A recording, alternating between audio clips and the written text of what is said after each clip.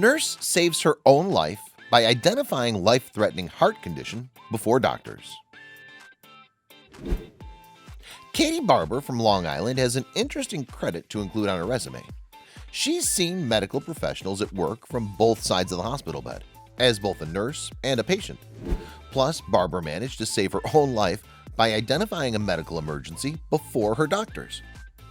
The 25-year-old put her education to good use after being treated for a hip injury in 2018.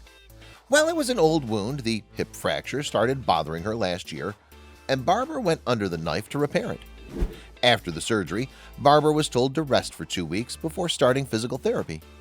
That's when she noticed her shortness of breath. Being a nurse, I started to wonder if this could be deep vein thrombosis, DVT, or pulmonary embolism, PE, Barber told MDW Features.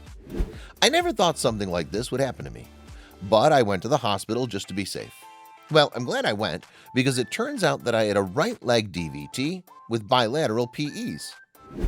Deep vein thrombosis is a type of blood clot that's associated with slowed blood flow, and it often strikes patients with a hip surgery.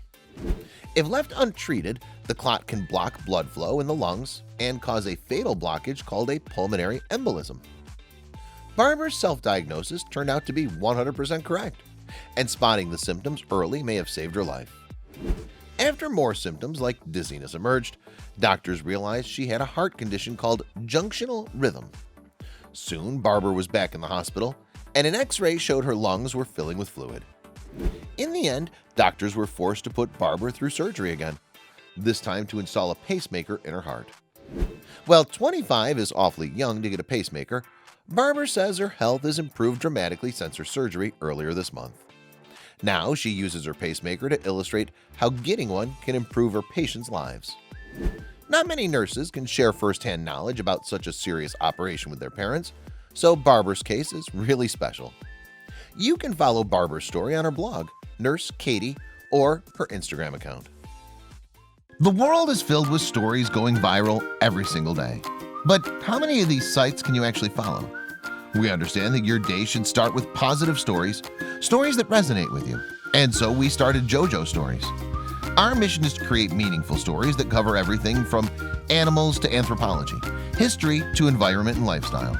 The kind of content you read on our site will be one you'll want to share with your family and friends.